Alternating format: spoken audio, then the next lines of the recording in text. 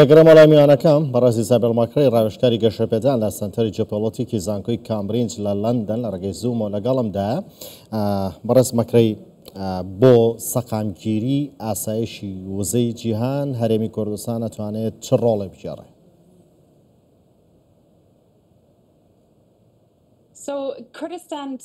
کوردستان بە دڵنیایی و لە ڕۆژهەڵاتی ناوەڕاست دەتوانێت ڕۆڵێکی زۆر باش لە ئاسایشی وزە بگێڕێت کاتێک کە سەیری ئەمریکا ئەکەی تێڕوانینی ئەمریکا ئەکەی لە چوارچێوەی ئاسایشی وزە لە ناوچەکە و ئەو هاوپەیمانانەی کە لە ناوچەکەدا هەیەی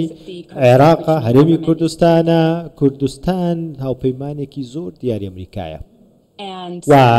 ئێستا ئەو ڕێکەوتنەی کە کراوە ئەو دوو ڕێکەوتنی لە واشنتن دیسی ئەم هەفتەیە واژۆکران ئێمە پێمان وایە هەنگاوێکی زۆر باشە لە وەبەرهێنانی ئەرمیکی لە ناوچەکە کە 110 ملیارد دۆلار قەبارەکەیەتی بۆ پەرەپێدانی غاز و نەوت لە هەرێمی کوردستان. بەڵێ ئەمریکا بۆچیۆنە بەلایەوە گرنگەوە بەرهێنان لە وزە بەتایبەت لە هەرێمی کوردستان بکات؟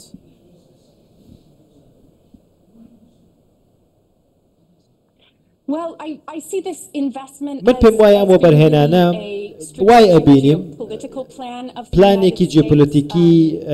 استراتیژی ئەمریکایە و ئیدارەی ترەمپە بە دیاریکراوی و پێمان وایە کە ئەیەوێت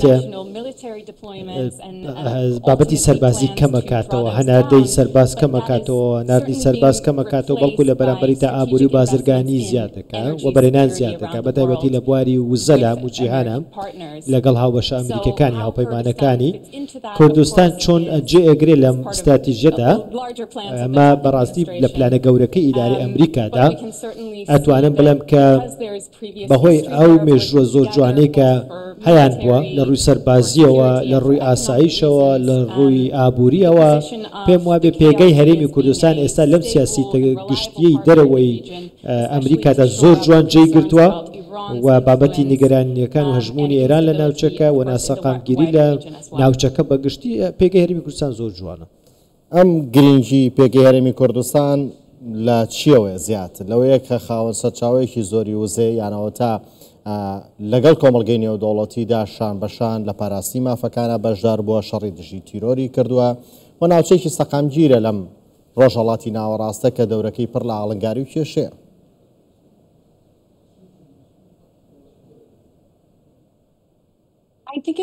من پێم وابێ چەند هۆکارێکە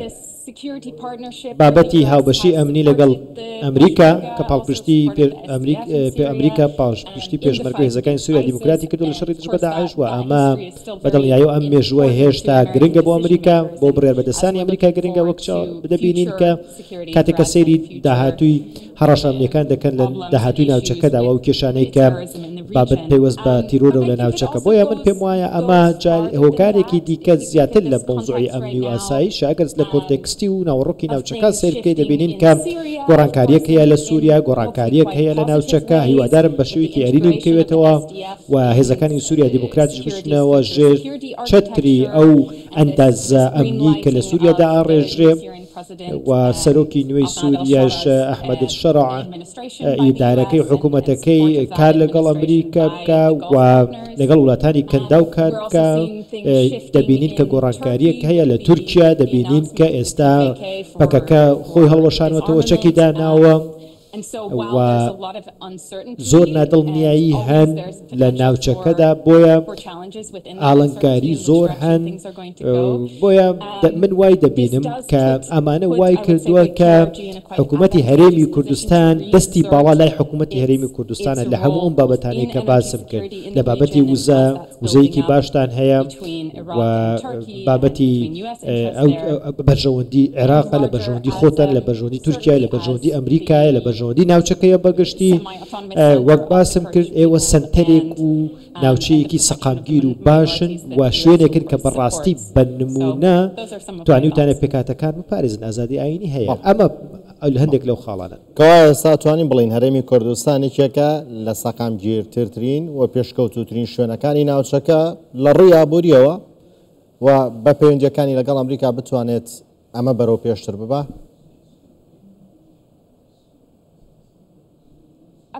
بەدڵنیاییەوە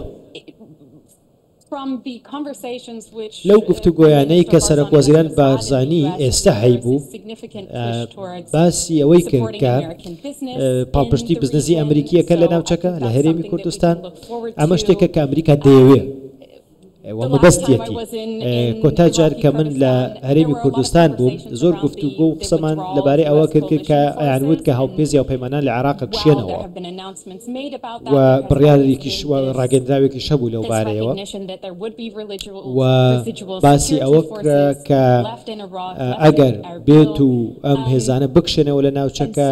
چی ڕووادا و گارنتیکی ئەمنی ئەبێ بدرێتە پێشمەرگە دەبێت بپارێزرێ هەرێمی کوردستان دەبێت بپارێزرێ ئەگەر هاتوو عێراقیش بڕایداکە هێزەکانی ئەمریکا و پەیمان بکاتە دەرەوە ئەبینن کە ئێستا باشترین قوسڵخانە گەورەترین قوسڵخانە لە جیهانە قوسڵخانەی ئەمریکایە و لە هەولێر دروستکراوە لە هەرێمی کوردستان بۆیە ئەمە مەسجی باشی لە پشتەوەیە هەموو ئەمانە گەورەترین قوسڵخانەی ئەمریکا دەبێت هەموو کەس بزانێت کە واتاکەی چییە ئەمە پلانێکی درێژخانی ئەمریکای بۆیە کە ئەم پەیوەندیە بەهێزتر و باشتر بکە بە بۆچوونیەوە واتاکەی چییە قوسڵخانە گەورەیە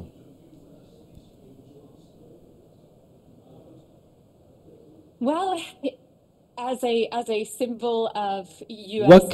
سیمبولێکی دیبلۆماسی ئەمریکا لە هەرێمەکە متمانەیەکی گەورەیە لە بەوەی کە شاهدیەکی گەورەیە کە هەرێمی کوردستان ناوچەیەکی زۆر ئارامە سەقامگیرە سەنتەری دیبلۆماسیەتی ئەمریکایە لە ناوچەکە و هەر شتێک سیاسەتی ئەمریکا لە ناوچەکە دێتەوە ئەم قوسڵخانەیە پرۆسۆس سەکرێ لەوێەوە بڕای لەسەر ئەدرێ ئەمە بۆچوونی منە بەڵێ ئەمە زۆر باسمان لەوانە کرد کە و پێشتریش لەگەڵ میوانەکانی دیکە باسی و ماکرۆ کە هەرێمی کوردستان چه سوودێکە بینێ لە پەیوەندیەکانی لەگەڵ هەرێمی کوردستان و وەبەرهێنان لە وەزەکەی دەتوانێت بێگومان ژێرخانی ئابووری خۆی بەهێزتر بکات و گەشەی ئابووری زیاتر بێت کە ئەمانە لە هەرێمی کوردستان ڕوویدا ئەمریکا چی دەسەکەوێت قازانجی ئەمریکا چیە لەمە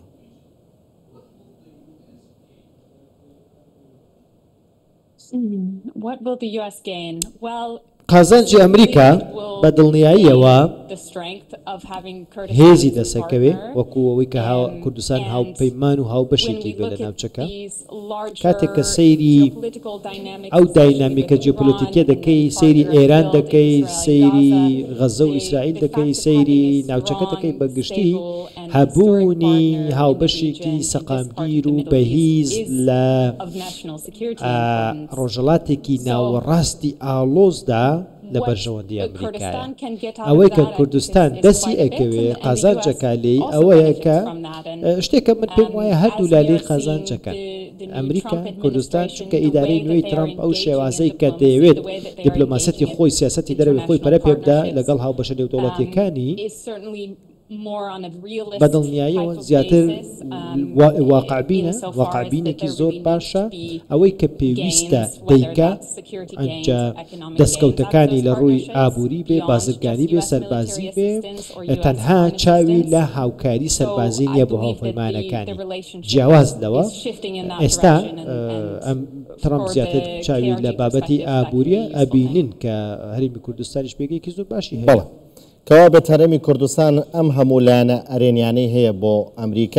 ئەمریکا دەبێت چی بکات بۆ پاراستنی قەواری هەرێمی کوردستان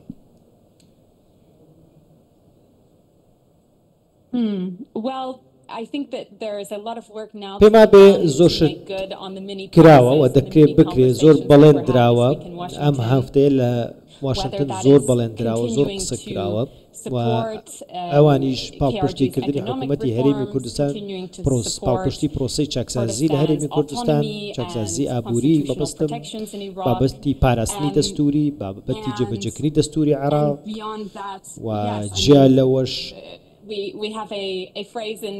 ئێمە لە ئەمریکا قسەیەکمان هەیە ئەڵێ واتە ئەو قسەت بکەرە کردار ئەمە قسەیەکە لە ئەگەر تەرجەمەی بکەمە سەر کوردی هاواتاکەی ئەکاتەوەی کە قسە و قسەکانت بکەرە کردار واتە ئەمریکا ئێستا دەیەوێت بەم ڕێککەوتنەی بە واژەکردنی ڕێککەوتنی بە لێدوانەکەی وەزیری دەرەوە دەڵێ من قسەکانم دەکەمە کردار لە مەولا زۆر شتی باشە گوزەرێ لە ئەمریکا ئەمە پەیوەندەکانی ئەمریکا و هەرێمی کوردستان ئەباتە قۆناغێکی دیکە و لە سەردەمی ترەمپ بناڵێم من زۆر پەرۆشم بۆی کە بزانم کە بەکوێگەن. ئێستا یەکێک لە گرفتەکانی هەرێمی کوردستان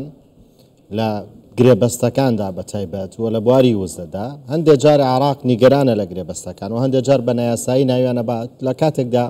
ئەم گرێبەستانە کە پێشتریش کراون لەلایەن دادگاکانی عراق و بەغداوە بە یاسایی ناسێنراون. ئێستا دوو گرێبەستی زۆر گەورەی ئەمریکا لەگەڵ هەرێمی کوردستان هەیە و عراقیش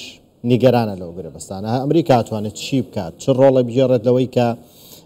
عراق پابند بێ بە گرێبەستەکانەوە و هیچ گرفتێک و ئاڵنگارێکیان بۆ دروست نەکات دەتوانێت چۆن ڕۆڵ بژێڕێ لە بەرامبەر عراقا؟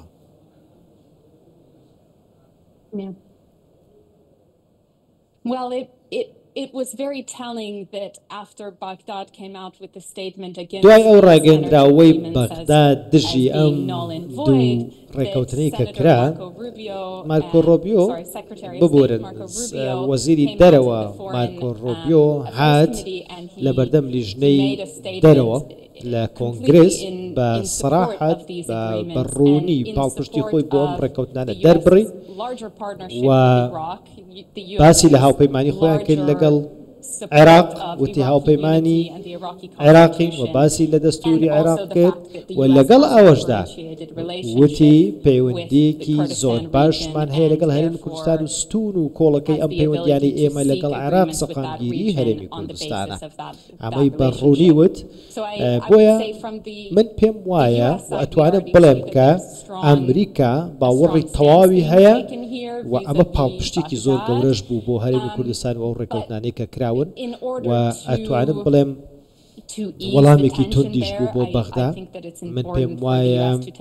بۆ ئەمریکا گرنگە ئەگەر هاتوو ئاڵۆزیەکان بە شێوەیەکی دیکە چوون ئەمریکا بتوانێت قسەی جددی خۆی بکە و ڕێز لە هاوپەیمانی لەگەڵ هەرێمی کوردستان بکرێ وە گرتوویەتی و زیاتر بیکرێ واتە دەبێ بە شێوەیەک بگەنە چارەسەرێک واتە بگەنە ڕێکەوتنێک لەگەڵ بەغدا. بە بۆچوونیەوە بێ هەرێمی کوردستان چیتر بکات بۆی پاڵپشتی زیاتری نێودەوڵەتی بەدەست بهێنێت چ لە ڕۆبەڕۆبوونەوەی تیرۆر چ لە هەر بوارێکی دیکەی پەیوەندیەکانی لەگەڵ وڵاتانی نێودەوڵەتی؟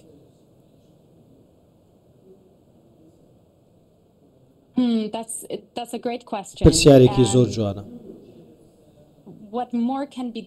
چیتر ئەتوانێ بکە من پێم وا ئەبێ سوود لەم ساتە مێژوویە ببینن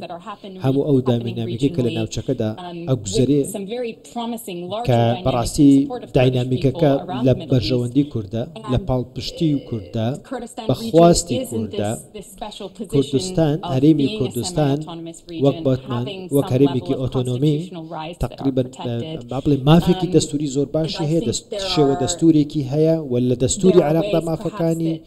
نووسراونەتەوە پارێزراون ئەکرێ سوود لەمانە ببینێ و کۆمەلگای نێودەوڵەتی ئاگادار بکاتەوە بێت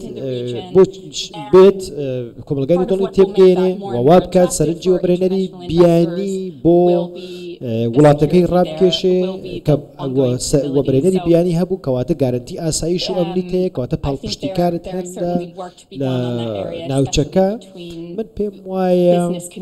بابەتی بزنس و بازرگانی زۆر گرنگە لە سێکتەرە جیاوازەکاندا بابزانین بەڵام من پێم وایە ساتێکی زۆر هەستیارە و کوورد دەتوانێت سوودێکی باشی لێ ببینێ. زۆر کاتەم ساتانە بۆ کورد هاتۆتە پێشەوەی کە ئێستایەوە باسێکن و گۆڕانکاریانەی لە ناوچەکەدا هەنێ جار ڕوەدەن زۆر کاتەوە ترێ کابێتر ئالەم دۆخەدا کورد بگاتە خواستەکانی خۆی بگاتە ئاواتەکانی خۆی ئیتر لە دەوڵەتە یان هەر شتێکی دیکەیە بەڵام لە دۆخێکە هەموو شتێکە گۆڕێت هەندێک جار هۆکارەکەی دەگەڕێتەوە بۆ کورد خۆی دەڵێن خەتای خۆی بۆ هەندێک جاریش بەداخەوە کە وڵاتانی زێلهێزی دنیا لازین لە پێناو بەرژەوەندیەکیان لە پێناو هەرچیەکە ئەم شتە پێچەواناکەنەوە لە بەرژەوەندی کورد نامێنێت کەوا بێت ئێسان پێش هاتوتە پێشەوە چاوەڕی چی لێ بکەین چۆن ڕەفتار بکەین یاخود چۆن لەگەڵ کۆمەڵگەی نێودەوڵەتی ڕەفتارکەین بۆ ئەوەی ئالەم جارەیانە دەرفەتەکە بقۆزینەوە ئەو ئەمانەوێ بەدەستی بێنین.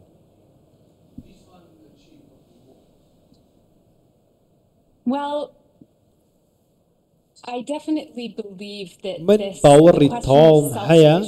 is really important and گرنگە پشت بە خۆتان بەسن خۆ بژێو بن کوردستان زیاتر بچێتە پێشەوە خۆ بژێو بوون لە ڕووی وزە لە پێداویستەکانی دیکە چاکسازی ئابووری بکەن ئەمە دەبێتە هۆی باشترکردنی سەرچاوەکانتان و من نەزانم ناکۆکیەکی سیاسی هەیە لە نێوان هەولێر و بەغدا کە بەڕاستی من بابەتی من نییە و نامەوێت زۆر بچمە ناو وردەکاریەوە بەڵام ئەگەر سەیری وێنە گەورەکە بکەی لە ناوچەکە ئەوەی کە لە ناوچەکە ڕووەدا بابەتی وزەی نوێ بۆەوە بابەتی تەکنۆلۆژیای ساوز زۆر شت هەیە کە کوردستان نوێگەری بکە لە خۆی داواتە لە ڕووی بە شێوەیەک بێ کە سەرنجی وەبەرهێنانی نێودەوڵەتی بۆ ناو وڵە هەرێمەکەی ڕابکێشێ وەکوتم ئەو پاڵشتێکی زۆر گەورەیە بۆ ئێوە ئاژانسە ئابوووریەکان ئەتوانێت ڕاوێژێک بە ئاژانسە ئابوووریەکان بکە بڵێ بزانین چۆن بکەین چی بکەین چۆن هەنگاو بنین ئەمە من پێم وایە زۆر سوودیە بێ جارێکی دیکەیڵێمەوە سەرنجڕاکێشانی وەبەرهێنانی بیانی ئەو کاتە دەستی باڵای زیاترێک وتلای کوردستان کۆمەلگای نێودەوڵەتی لی تێگا واتە سوودی زۆریە بێ بۆ کوردستان. بەڕز ئیزابێت لە سەرەتای قسەکاندا باس لەوە کرد کە پێشهاتووی تارێمی کوردستان نازانم لە ماوەی نزیک بۆ یاخۆ دوور بووە مەبەستی پرسیارەکەی منەوەی بزانم تا چەند ئاگاداری ئەو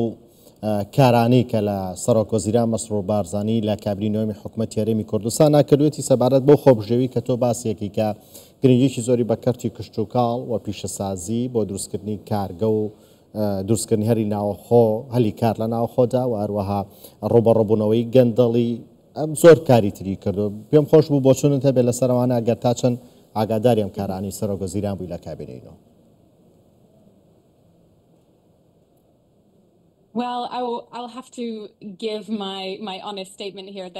دەبێت بڵێم کە بەڕاستی من لە بابەتی کوردوانە زۆر خەبیر نیم لە وەکوتم لە پەیوەندیەکانی هەولێر و بەغدا و هاتوومەتە کوردستان بەڵام بەڕاستی وردەکاری تەواو لانیە بزانم چه چاکسازیەکی کردووە بەڵام ئەتوانم بڵێم کە لە سەردانەکەم بۆ کوردستان مانگی 11 ساڵی ڕابردوو بوو هاتم زۆرم پێخۆش بوو کە زانیم کە حکوومەتی هەرێمی کوردستان و بەرهێنانەکە لە سێکتەرە جیاوازەکان ئەنجا کشت و کاڵ بێ تەکنۆلۆژیا بێ تەلێکۆمینیکیشن بێ پەیوەندیەکانە زۆرم پێخۆش بوو و هاوڕێیانێک کە لەوێ بوون زۆر شتیان پێوتم. بەڵێ بۆ بوونی بە پەیوەندیشی باشتر لەگەڵ ئەمریکا تا چەند گرنگە وەکو ئەوترێت کە ئێستا هەنگاوەکانی سەرۆکوەزیران مەسرور بارزانی یەکانگیرە لەگەڵ استراتیژ و خواستەکانی ئەمریکاوە بەتایبەت سەرۆکی ئەمریکا.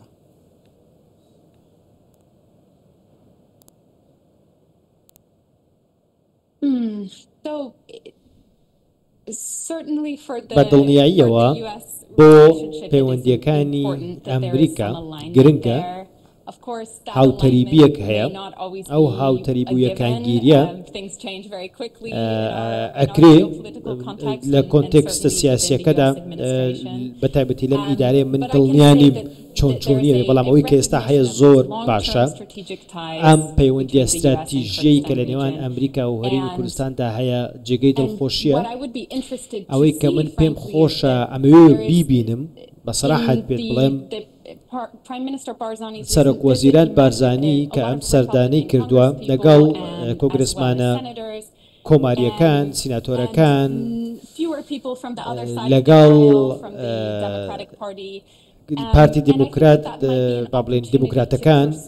هەمویانی بینیوە واتە بای پارتسنەوەتە هەردوو حیزبی بینیوە ئەمە لە بەرژەوەندی کووردە واتە کورد